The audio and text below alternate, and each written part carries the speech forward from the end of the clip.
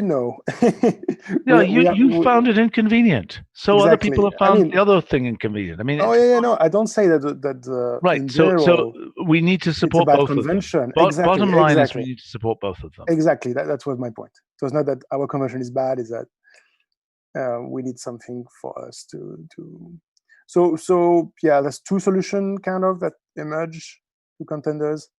One would be a function like array radius, where you put whatever function you want, your two arrays, and your convention, or maybe an extension of the convention. Maybe this can be some level there. That's the things that Tally has been thinking about. The other one would be a wrapper around the function. Sorry. No. So the one is a wrapper around the array. That was Tally's original suggestion, and it's actually not so bad. It has one small issue. It's a good idea. Yeah, there's one small issue, but it's not really an issue. Depends how you see it. Is that plus can have many arguments, and so you see you have the example with 3 arguments here, and it has to be done in the order that doesn't fail. Like there's always an order that works, and that's fine, and an order that fails.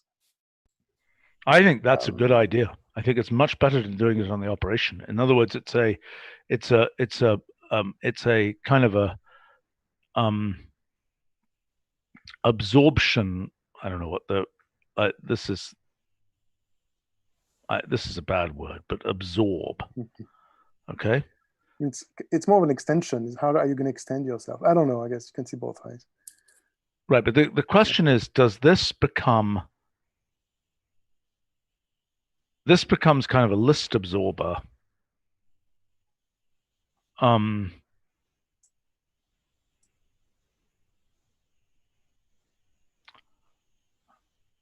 the way, for people who might be rejoining this live stream, some technical issue there. We made great progress while you were away on the array reduce function, and we will bring that back to a subsequent meeting when we have a preliminary implementation.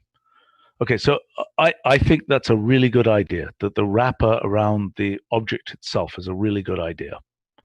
And so... I didn't understand. What's the objective? Okay, the objective is that if you have something like this, and you say plus xy, okay, what you want is to add the xy to the lowest level. I see. Yep. And so the idea here would be on the xy, you would put a wrapper on the xy. Right. So what we would say is something like plus inserted or something. Yeah. And then I like your top and bottom. We've been thinking of, when you don't put a second argument, it would be like the inverse of our convention, I believe. But then you could specify the type of could have a second argument, and that could be like top, bottom, because you kind of extend yourself from the top level, or you apply at the top level, or you apply at the bottom level. Well, that's called level 1 or level -1. Exactly, yeah. But then can we generalize to other levels? Maybe. I think so. Maybe. I don't see why not. I think it's part of an array reduce story. I think this is just a notation for array reduce. So I think the operation which is underlying here is something which is used tons of times. It's a version of transpose similar to rotate left and rotate right. So we do many times. You have a very deep array. You rotate it many times so that the deepest level is first. You do some operation and you rotate it back. Yeah, exactly. That's how we do in practice. Either we use a map. If we have a memory constraint, we use a map. If we have a time constraint, we use transpose. That's typically how it is implemented. Or we have a special function to do it, internal. Right. Okay, so fine. So it's something like a transpose left, transpose right, following rotate left, rotate right. Or it's act in the transpose space. Yes, right. Really what it is it's a... we thought about a transposed wrapper at some point. Well, so you're saying this would be on an array would it's more like this. Transpose applied. Just like we have reverse applied. See what I'm saying? So reverse applied of f of xy is that. This looks like the array reduce. Which looks like array reduce. Transposed apply. No. Apply da. It's a headdress. Applied. Yeah. It's a headdress. It's a headdress, but yeah, the operation looks yeah. Right, but now it's in the plus, not in the thing to be added. Right. So wait a minute. This is a different thing. This is the thing which could be useful in its own right. Okay. This is I don't quite understand the operation. This is basically apply f at the lowest level.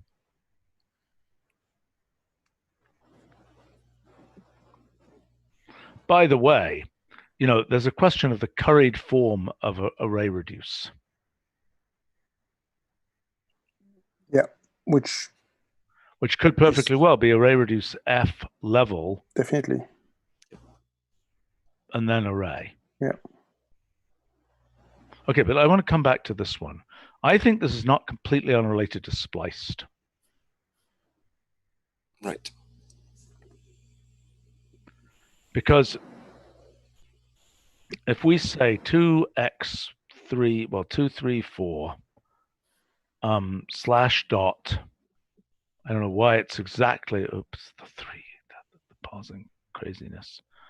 Spliced, no, it's just splice.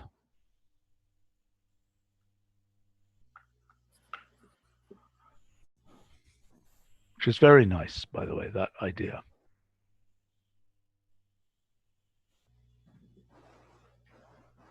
It's something a little bit like that. It's like saying, you know, because this is an atom, so it's actually going to do exactly the right thing. So I'm saying if this was effectively a splice, it would do exactly the right thing, kind of, conceptually. If plus was auto-splicing, it would do the right thing. And I believe we really should add these other splicing functions. Well, but we would have the same problem as before. How many levels do we want it to borrow? Well, we wouldn't have in this case because we already have defined that, right? So if we do this, 4, 5 plus, well, let's do the 5, 6 plus splice of xy, right? That will already do that. But if the first was at I see. depth 3, it would have to splice twice. All right, it doesn't do the right thing. It does almost the right thing. Okay, but it's a concept like this. It's saying, treat this as an atom.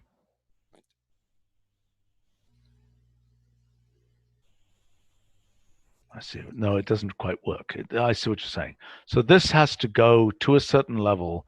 So it could look inside there and find out this thing is some number of levels from the bottom. So do this. Yeah.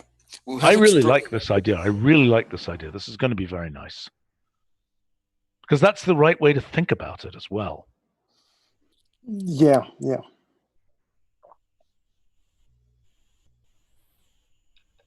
But actually, it would need a second argument, right? Saying insert one, in this case, comma 1. In other cases, it would be insert this twice. I don't think it needs that. I think it has an easy default, which is make it do the right thing. I mean, in other words, make it do the...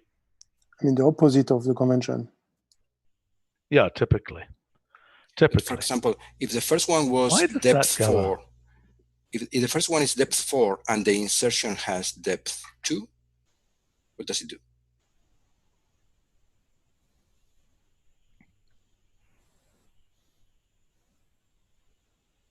So the first array has dimensions 2, 2, 2, 2.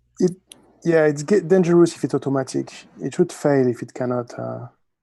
Well, okay, but I mean this one here plus insertion 2, 2, insertion XY.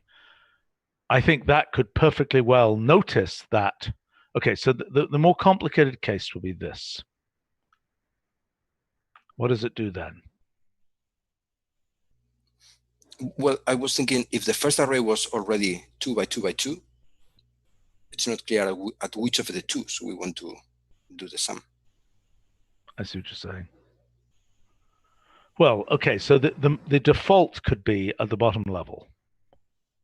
But wait, if it's 2 by 2 by, oh yeah, okay. Yeah, no, there's 2 levels to do it again. So this is how quantity array works, doing all operations at the deepest level it can. Oh, very interesting. Right. Okay, so wait a minute. Analogy with quantity array, I didn't know that. So quantity array takes an array of, I don't know, 3, 2, 2, and then it says meters seconds. That's referring to the deepest level. Because it can't do anything else, because it's got to be numbers. What? Sorry, I didn't understand that. Well, this array... No, it can be symbols. It doesn't matter what you put in the array, as long as it's rectangular. Right, but you're saying the specification of units applies where? To the deepest level. So if you say x comma y 1, 2 or whatever. Oh, an array of lists of quantities with units. Right. Where each sublist at the very bottom level has units, blah, blah, blah, blah, blah, blah. Exactly. Okay. So this requires quite a lot of infrastructure inside to do threading and multiple other operations at the deepest level. I understand. This is a brilliant idea, in my opinion, this thing here. I mean, there are details to work out, but this is the right way to go. Much better than head dressing anything or anything like that. It's the right place to put that concept. Yeah, no, it's nice. Yeah, we dismiss it a little bit because of this. You know, then you have to do the operation in the right order if you have 2 plus. Why? But Why?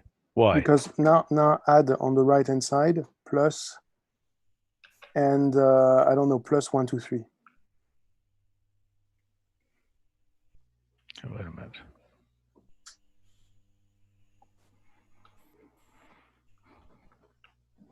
minute. Yeah, that's a good point.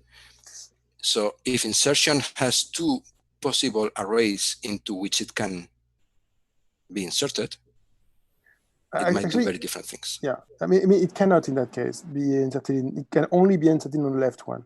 So the operation has to be first, right, on the first 2 elements, and then. Well, this one no, actually, this one doesn't work. No, it won't work. Yeah. But so this operation, hold on, this thing here, that would work, right? This thing here, no, because then they still doesn't work. Because then there's a third thing. Yeah. Well, what would you like this to do? This will fail.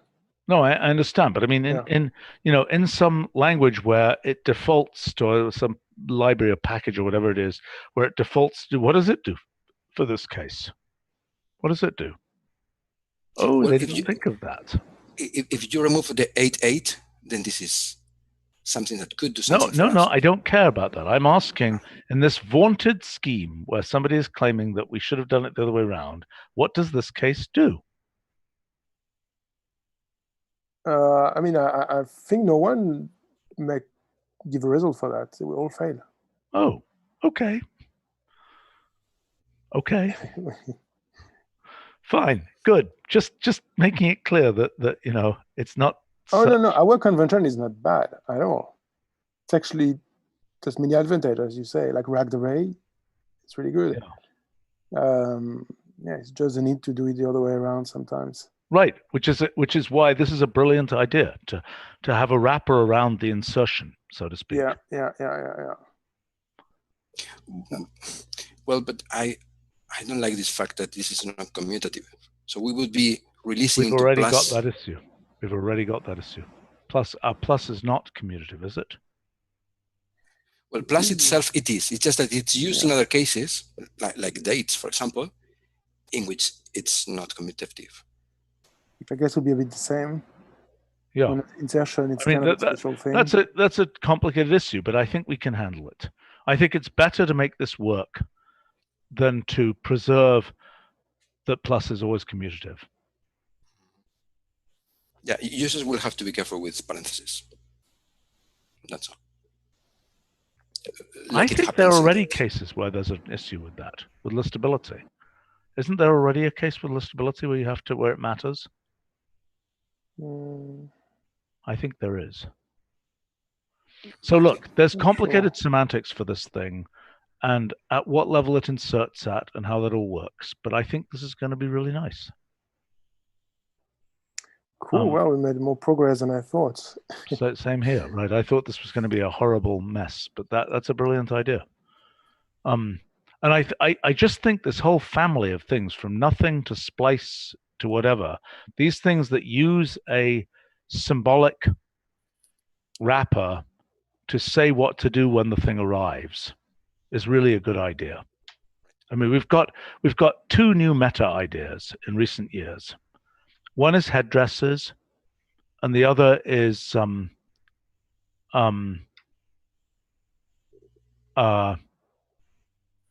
this notion of, I know what we call them, symbolic payload functions.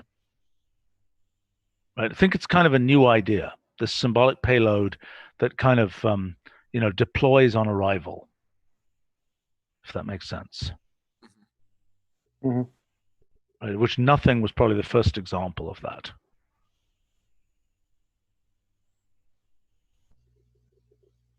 But I really like this idea. I think we should really look at transpose applied, or whatever it should be called, as well.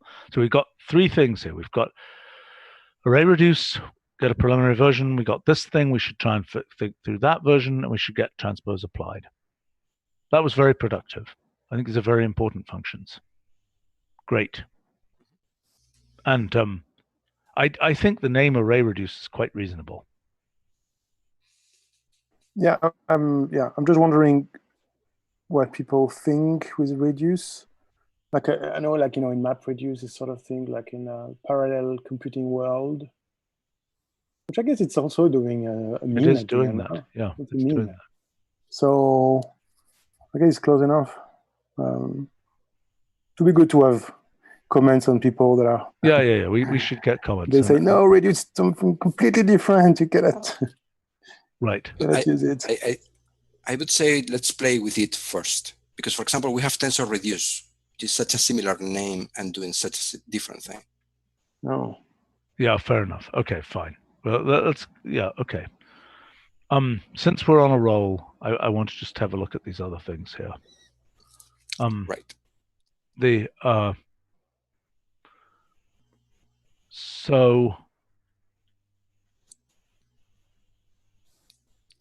And do we have Nick with us? Yes, I made it back. Yeah. Okay. All right. I'm sorry. I'm actually very pleased with this. Good. Okay. All right. Yeah, I'm going then. Okay. Yes. Thanks, Etienne. Very nice. Bye-bye. Bye. Bye. So we have a pretty preliminary ref page for this too.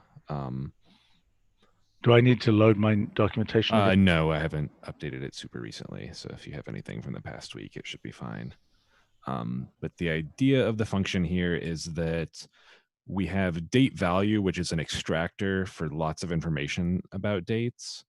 And one potential use for that information is to have a counterpart function of DateSelect, where I can take any of those date elements and say, this is a criteria I have for selection. So I have this big collection of dates or this date interval, and I want to pull out all of them that happen on Wednesday or all of them that are in April. and we've been looking at different ways of handling those. This applies with scheduling, with recurring dates and holidays, and trying to come up with an expressive language that lets us do pretty straightforward things of, day of the week, month of the year, and potentially more complicated things where we have alternatives. So in a lot of holidays, you'll have Well, and also you might have a date interval as your first argument. Right. Yeah. And so then you're implicitly taking a select from that. Yep. And there's potentially a granularity extraction too. If I have an interval that's a continuous period of time, I may want back, some sub interval of that from the selection, or I may want every day within that interval that matches the criteria, or every hour, depending on the granularity. I see, but that's different. Okay, so in other words, the question is, are you coming back with a concrete list of elements of granularity X? Mm-hmm. Or are you coming back with subintervals? Right. That is a thing we've been thinking about with date interval, but don't have a concrete answer for it. The most useful result kind of differs depending on the use case of whether your date interval itself has a granularity, because date intervals can have implicit granularity, or if you have a continuous interval and what elements. Can I ask a question? Mm-hmm. Whatever happened with our temporal logic project? Jose, do you want to take that one? Or? We didn't continue. This is a case in which Jan got too busy with his university, and it's not that we have abandoned it, but we haven't. I thought it didn't go completely in the right direction initially. Yes, we started in a direction which was too much into logic stuff, and you didn't like it. And when it was the time to reconsider and restart in a different direction, he was too busy, so we didn't retake it. We should look at it again. Yep. I wonder if there's anything that can be taken from that and put in the function repository at the least. That reminds me, talking of function repository, in the discussion we had about category theory yesterday, we talked a bunch about type theory and so on. Mm-hmm. And I just wonder whether there's anything from that symbolic types project that you did a while ago. Could that turn into something that is either in the Packlet repository or on the function repository? Well, I think it would be more like a Packlet. So that could be re-implemented as extensions of the compiler type framework. Yes. And I think that would be the most appropriate place to put it now. Okay, fine. All right, so the question here is, go ahead. Sorry, I was going to say that this is a bit like the implicit entity framework to select stuff from the entities. So we do it explicitly for dates. Where you're saying we can say hash something or other. Exactly, rather than property arrow value. We would say hash property equals value. And then we can use logic combinations. So you say hash month, whatever. Exactly. So your concept is that what I might say, to be more concrete here, I might say, maybe you have examples there, select date interval, blah, blah, blah, blah, blah, hash month equals, well, hash month number equals hash month. What the heck is it? Is there an entity for April? No, this would have to follow the conventions used for the date string elements, or the date value elements, actually. Is that right, Nick? Yeah. But that's a string. Yeah, that's the framework we have right now. So date value now, comma, month. Mm-hmm. Oh, boy. Yeah, and the convention in date value follows what we've had in date string. So there's month name short, etc. So there would have to be a month entity. Well, our notion immediately with this was to use named slots and have those align with the element names in date value. really, yeah, I don't know how complicated it would be to take every date value element and turn those results into their own entity domains. We could have we could have an entity for every month, but the months are also different on different calendars. We could have a lot of them are just numeric values. So when we say, the fifth week, it's referring to a standard representation of the fifth week of a Gregorian year. But I'm sorry, I don't think we need entities. We could create a month entity. Yeah, we could, and I think we probably should, but I don't think we need it by default. Right. So we follow whatever date value does, and we might want to repeat some numbers like month number. Mm-hmm. Yeah, but I mean, month name, I could perfectly well say here, month name equals June. Perfect, totally. Mm-hmm. And then I could say something like hash month greater than 6. Yep. Mm-hmm. I like this. This is quite nice. Yeah. I think so. There are 2 design challenges that I haven't been able to sort out yet. One of the big ones is being able to handle the nth instance within a given cycle. So, for example, holidays often appear on the 3rd Thursday in November or something like that. It's not hard to do that computationally. Generally, how that's been done in the past is that under the hood, we'll say it needs to be Thursday and the day of month needs to be greater than this value and less than this value. Which we is asking on our live stream about our other discussion. We came up with just to let you know, sorry, some things went down. Don't worry, broadcasting is dead. We have a much better idea for how to do it. So I put that in brackets because it's not broadcasting. It's a way of inserting things into a sub-level in an addition to a list. We'll be bringing it back in another meeting. It's very cool. We're very pleased with ourselves. We made great progress while we were off the air, so to speak. Although if you're really curious what we figured out, the recording will be available. Okay. So you're saying the third. Yeah. So in terms of, you're saying select from the date interval. Let me take a specific example. Mm-hmm. Select from the date interval the 3rd Wednesday. Yeah.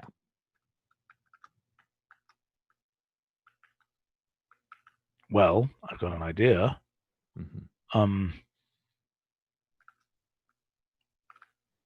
Okay, so here's a question. If I've got, oh boy, we're not going to be able to save those unless I put these someplace else. Okay, so let's say that I have a list and I want to say select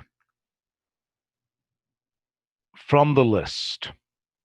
And I've got the list, I don't know, range 20.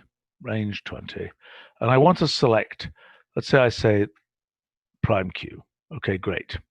What happens if I want to say, I want to select only the 3rd prime Q, or prime Qs after the 3rd one? We don't have a mechanism for that right now, but we could. Mm-hmm. See what I'm saying? The general case we need here is the 3rd something after something.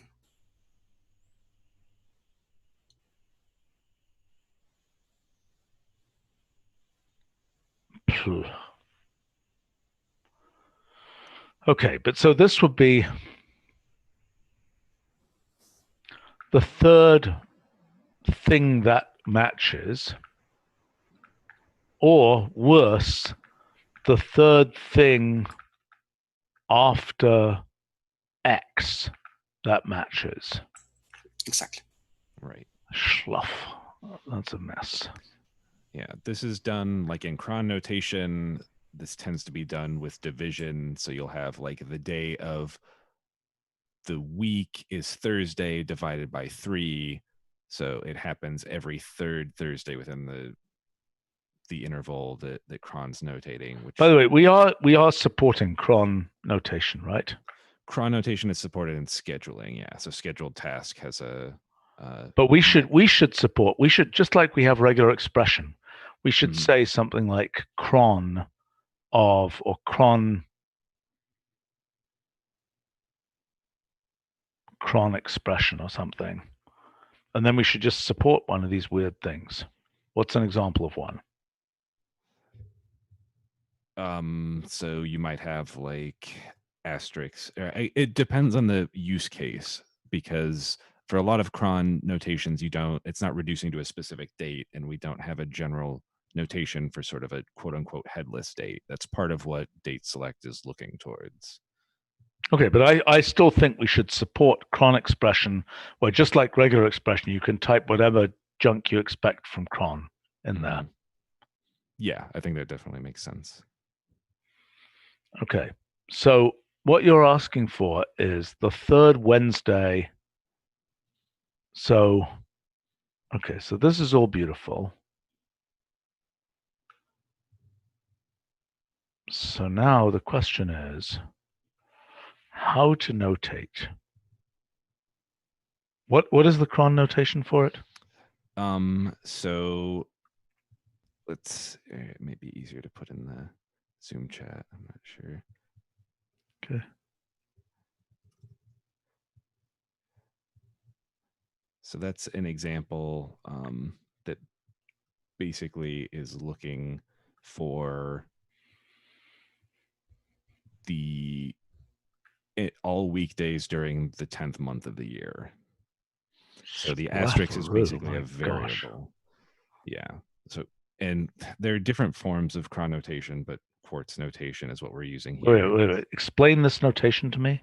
So the That's asterisk year. is any, then month, then day, then hour, and then this is day of week. Oh, so that's a fifth element. Yeah. So you're saying that in their notation, it's month, year, month, day, blah, blah, blah, maybe hour, minute, second. Yeah, and they also include a day of week because a lot of scheduling is concerned with days of weeks. So for financial instruments, you only want your stuff to run on business days or. Yeah. Boy, it's so weird how all these design choices, whoever designed weeks, I don't know, the Babylonians or somebody, it just so spirals into all this crud. And yeah, I mean, that's a very weird construct. Okay. Sandra on our live stream is has a piece of code that would nominally get the third.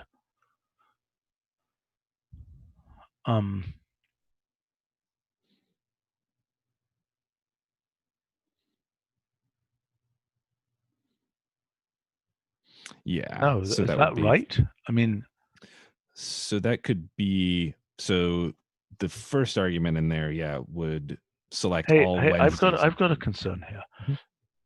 If I say date value now, oh boy, there's a mess here. We're going to have to, okay, hold on.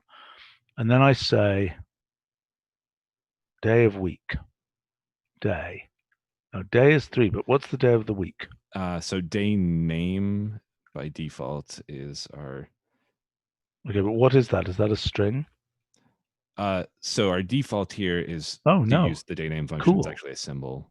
Good. Okay, that's fine. String if you need. Okay, terrific. That will work fine. Then this will work, given that we've got symbols for the days of the week. Yep. Okay. It's a little weird we don't have symbols for the month of the year. I think we talked about it one time and looked at potentially having it, and there was a question about whether May as a symbol would be useful somewhere else. Oh, God. Yeah. Oh. I'm telling you, the hackery language is so full of hacks. And I mean, we haven't used it in the past 25 years, so. No, that doesn't mean anything. It's a short word. Yeah. I think it would be a mistake to use it.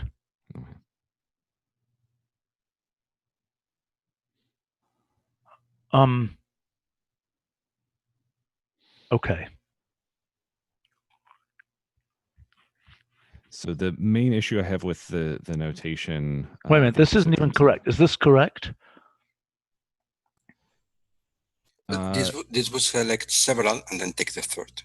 Yeah, which would work if you were just looking for that specific instance within the month. But if you want to pick out, Memorial Day, and you have an arbitrary interval, the third Monday that it comes across in May may not actually be Memorial Day because your interval may start partway through May. And so the hard thing is that we want to say it's the nth instance of this within this cycle. So internally in like the calendar framework, we have these notions of repeating cycles. So most calendars run on a 7-day week cycle, some run on 10-day or otherwise, but we want to be able to run the nth instance after this day is generally how we represent it within the operation we're doing in calendars and within the date framework. But it hasn't proven to be easily expressible in language the same way that just saying the element number is, it needs to be a Wednesday and it needs to be in June is a lot easier to express than it needs to be the third Wednesday within the cycle of June. What do you mean by the cycle of June? I mean, isn't it within June? Yeah, it's within June, but again, the issue being if I have a date interval that starts today, or I have a date interval that starts tomorrow and goes for a month, and I say, give me the third Wednesday from that interval, it's not actually going to be the third Wednesday in June. It'll be the fourth one because the interval started partway through June. Yeah, but why aren't you saying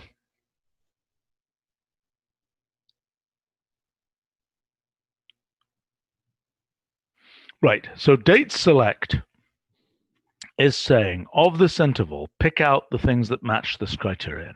Right. Right? Mm-hmm. What you're now saying is just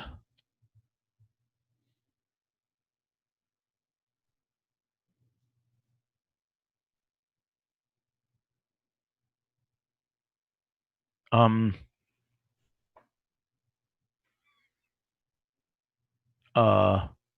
second.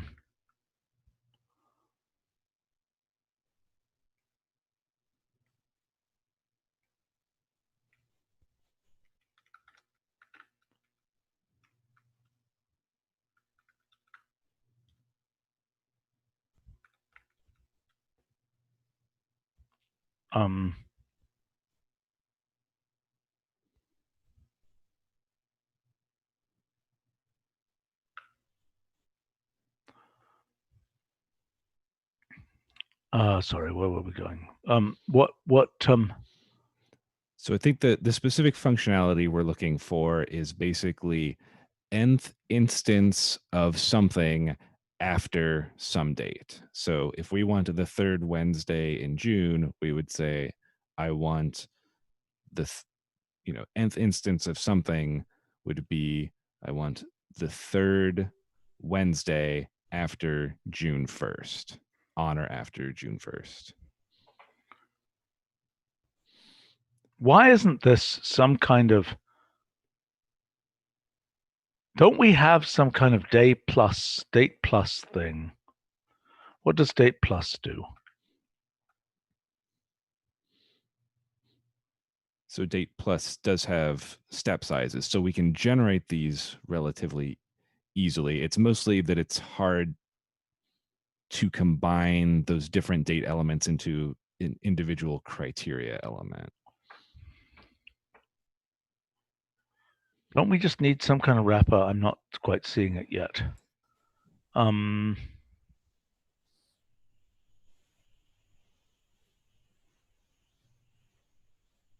That's kind of a weird construct that we have there. Does this work with date types, Nick? I mean, yeah. So date plus does work with date types. So, you know, if Because you they- wanted to say, I want to get, Okay, so let's see. So here, step size. So nth. So if I say 4 steps after date. So if I were to say,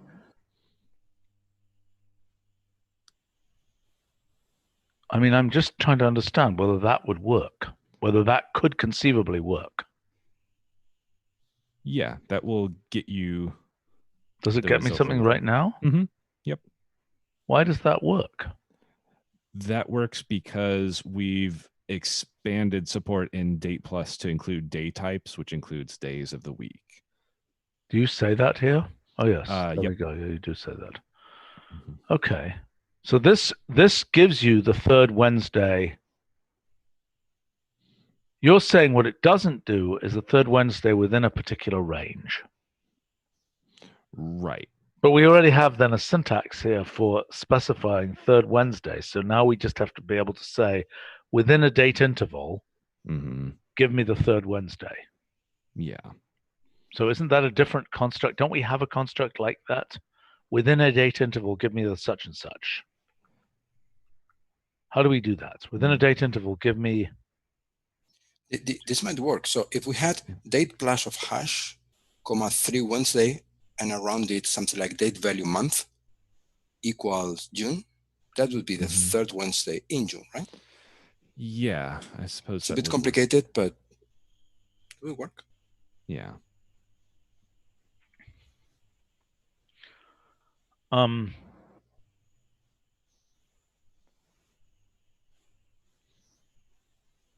Well, okay, so, but we've already got a notion of the third Wednesday after, right? Mhm, So now yeah. I need to say the third Wednesday within, right? So if this was a granular object, okay, so let's say that was the whole year, okay? Mhm. Yeah, so current date year. It's the input also.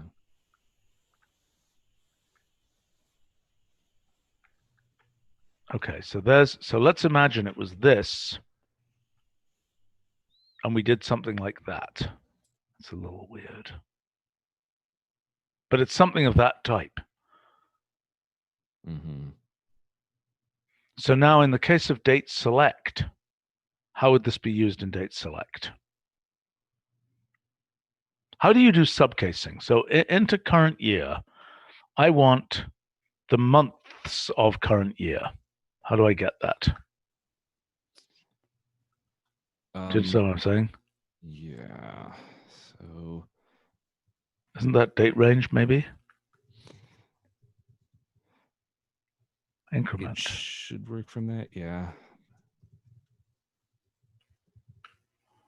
I don't know whether it will accept this for date 1, date 2. Yeah, it doesn't at the moment. Splafferoo. Okay, so that should probably work, but Mhm. I mean, this idea of within a particular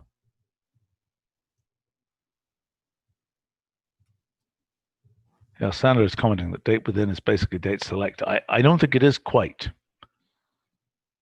Well, is it? What's the relationship between date select and date within? It's very similar. Yeah, I think it's pretty similar. Although if we did use the date within name, it would allow us to not support necessarily things that are so much like select, but it depends. Look, this last thing here, the difficulty is if we want both this and we want the third Wednesday in every month after 6, right? So then we would end up in something very weird. Hash month greater than 6 is beautiful. Mm-hmm. Okay. So now the question is, what do we want to do?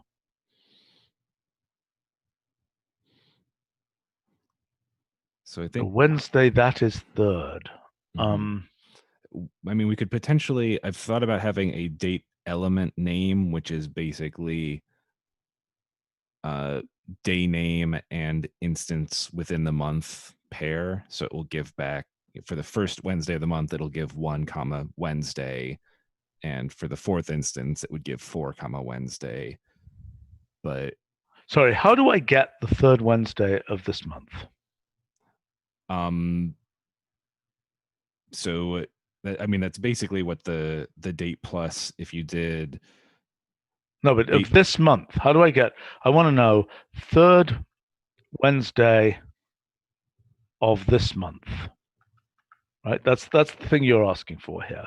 So I mean, it's some kind of ordinal date thing. I mean, it's almost a concept you're saying.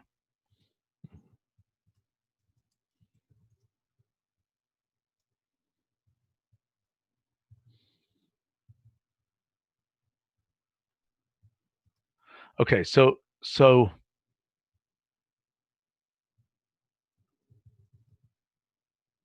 it would be, this isn't quite right, but ordinal date select. It's not quite right. The interval, the date interval, this isn't right. The thing you're selecting and the ordinal test. So the ordinal test might be 3 is less than hash is less than 6. Or maybe it's a pattern, I don't know. That means Wednesdays between the 3rd and the 7th. Mm-hmm. I'm surprised that this kind of concept of things between the 3rd and the 7th or whatever,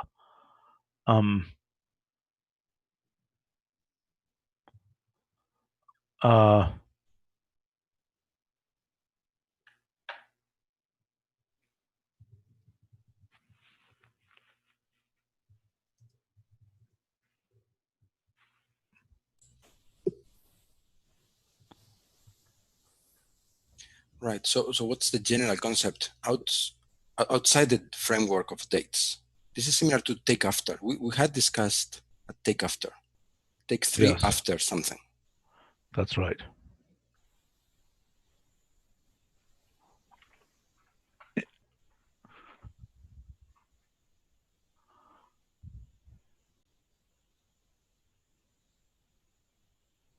Yeah, Sandra is pointing out that the third argument of select would give you the third, I mean, would solve this particular problem, but I don't think it's a general solution. Right. So in other words, it's not a great solution. I mean, we could imagine in here, that we could have I don't know why select doesn't allow a list there to give just the third element. Right. And we need something that is a Boolean, because we might want to have the third after something or the second after something. Yeah, I know. It's like the date where, where it's both this and that type thing. And even worse than that, I could imagine, the fourth blue moon of the next century. Right. Where some of those things might be, or the fourth eclipse of the next century or something. Right. There are these postponement rules in the Jewish calendar. Things cannot be that day or that day, and if they are that day, then the next one will be some other day. Oh, interesting. Okay.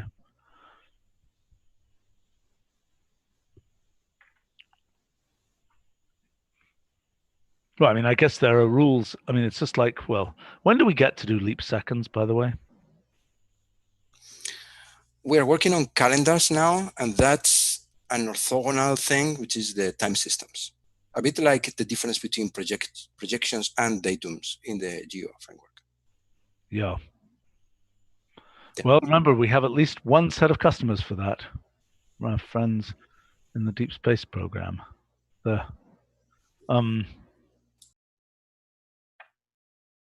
Yeah, I mean, because that's a case where all of this stuff will get, what on earth do we do there? Oh, you're saying we just decide on the time system and then we're operating on all these selectors within that time system. Is that the idea? Exactly. Yeah. We just say our time is atomic time, and we just count in seconds as they count. Or our time system is UTC, and we count seconds as they count, which is some days have more seconds than others. And none of the things we're doing here will mess up. No, I don't think so. They are just independent. It's just that the end of a year counting in one time system does not coincide with the end of some other year. Where by year we mean 365.2481, whatever it is, days.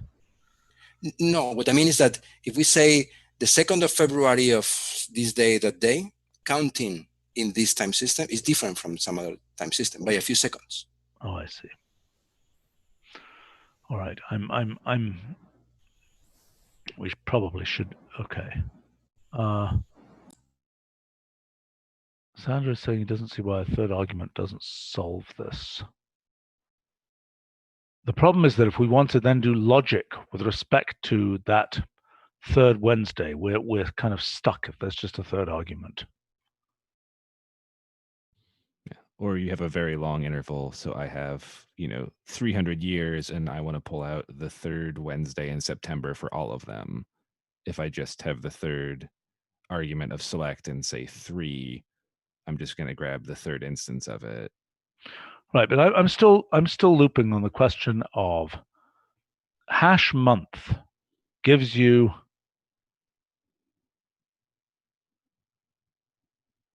wait a minute. There's an easier way to do this. What if there was an attribute that was called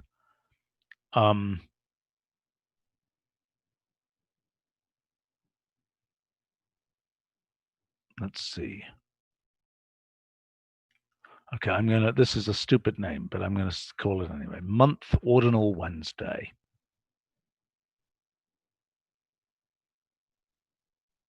Actually, no. It just has to say month ordinal. So in other words, this says in date value, right? If I said month ordinal, it will say of this day of the week, which number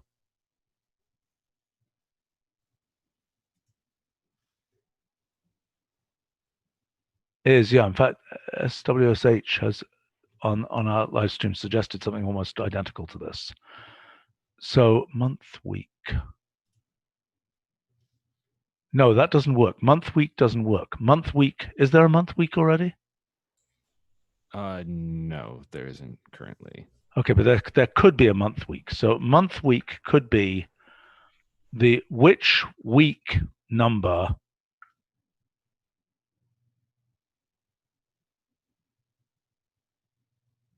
well, depending on how it starts, which week number is this in the month? But it depends how it starts. Yeah, we have a week of the year. That's just it's just which week number is this in the month? Right? That's the bit. But what I'm suggesting is this notion of a month ordinal. Month ordinal day or something. Which simply is the answer to this question. Which serial number in the month, in the current month, is this day? See what I'm saying? So I claim with that you could just do this. If we had that extra date value, we could just do this. We could just answer this. Third so the Wednesday value for today would be 1 Wednesday. It'd be the first. No. This would be okay. So the value today would be 1, right? Because it says it is the first Wednesday, right? So this says, okay, so month ordinal day, bad name, not quite the right name yet, is this means which instance of this day of the week is a particular day, is a particular date within this month. I see. So Sunday would still be 1, but Monday would be 2 because it's the second Monday within this month. What are you talking about? We're on June 3rd. Yeah, so we're on June 3rd. So this coming Sunday is the 7th, and it's the first Sunday within the month. But so it's number one, right? But so if we went back to last Saturday, last Saturday would be like 4 or something, whatever it is, because it is the 4th. It'd actually be the Saturday. 5th instance. What's that? It'd be the 5th instance. Okay, fine. Yeah. I'm not looking at a calendar. Well, actually, that would be called. It could be called day instance. Or day name is usually what we've referred to, so it could be day name instance. Or I see, day name.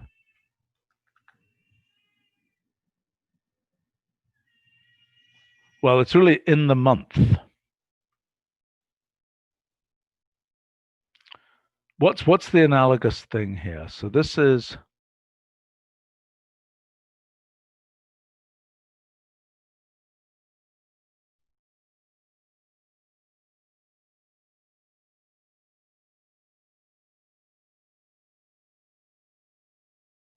a good way to handle this, in my opinion.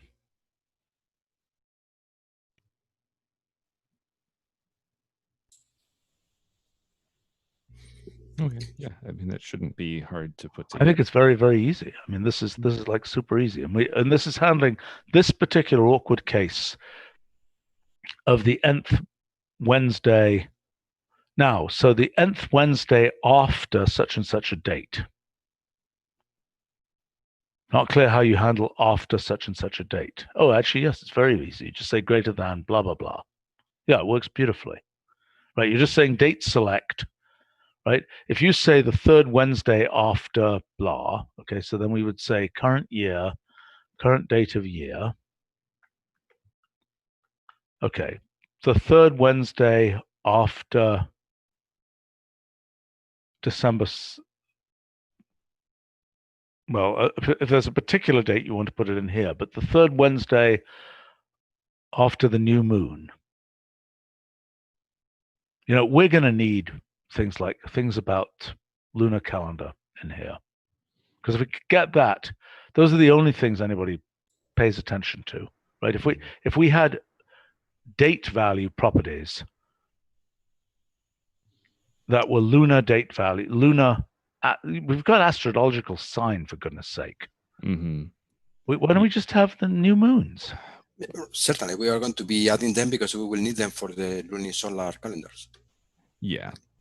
The other complication, which we don't need to dive into here since I know we're running over, is that sometimes we may want to specify the criteria in a different calendar. So for Easter, it's easier to represent Easter's date in the ecclesiastical calendar.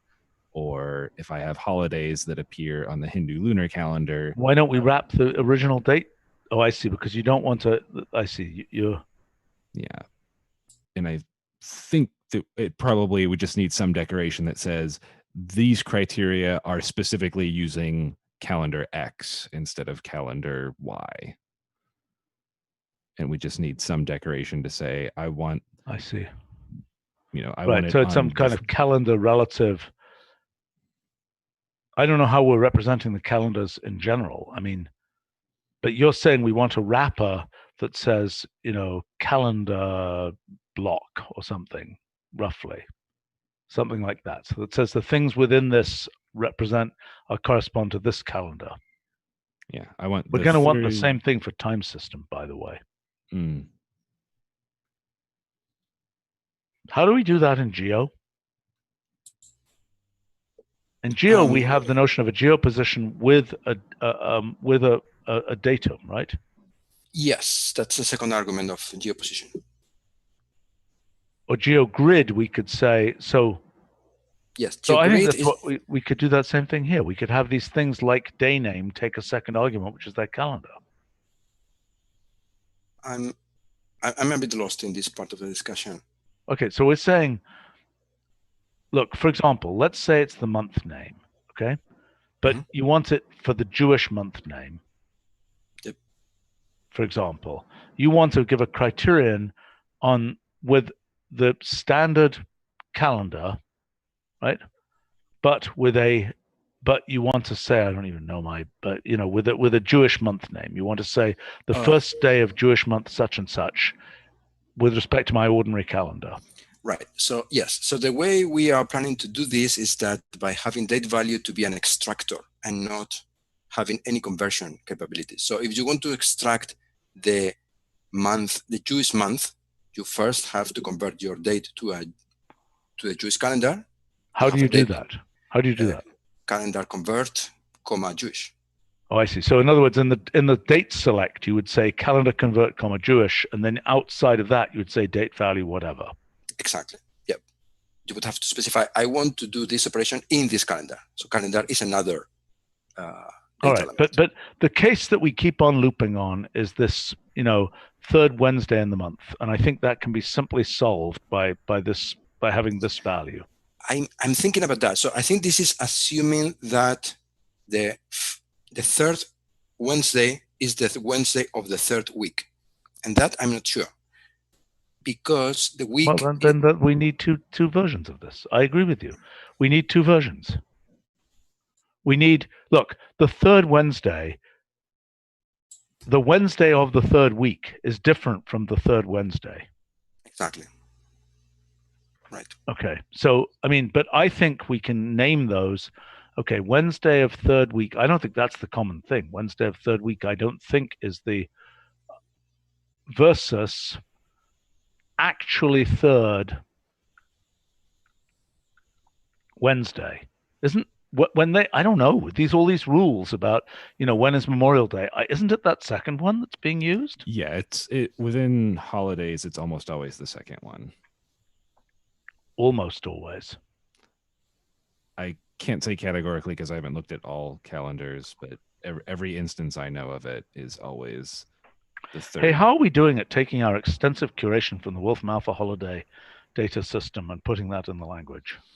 So we have some shared data in the holiday calendar framework, and I've asked Alan and Rodrigo a couple of times about exposing it through entity value, and that kind of stalled out. I need to poke them about it again. Push them. I mean, you know, we obviously want, you know, Beaver Day or whatever the heck all these crazy things are. Yeah, I think we talked about having it be like special day data or something. But fine. But, you know, it just needs to be an entity. I think it can be in the entity framework. And I mean, I wonder what the silliest of those things is, you know. I wonder what some of those are. Whatever. Owl Day or something, yeah. Yeah, Owl Day. That's a good one. We are also looking into the holidays for the stock exchanges. Yes, I thought we had those. I mean, we have them in Wolfram Alpha. Yeah, yes? We do have them in the language. They're not comprehensive for every exchange, and they populated more. But right, but okay, but so the actually third Wednesday. I mean, the Wednesday of the third week is easy to get. That's just hash week equals 3, hash day name equals Wednesday. Right? This one here is hash week equals 3 and hash day name equals Wednesday. Okay, that the third Wednesday, the actually third Wednesday, I mean, look, one possibility is instance in month. No. I mean, it's very long. Day name instance in month.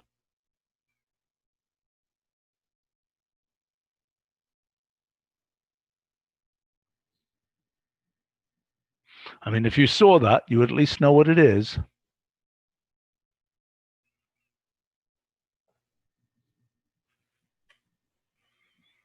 Yeah, we can prototype with that and then condense it to something a little better if we think on it a little bit. Fine.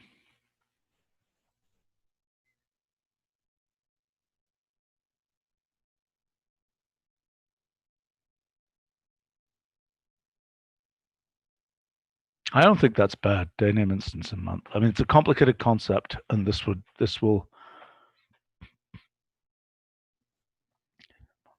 We'll have autocomplete, so that at least makes Fine. it a little easier to find. All right, we should probably wrap up here, unless there's some other quick thing. That does it for this. Okay, we were very productive here, despite our indeed. loss of the internet. I mean, something, whatever happened.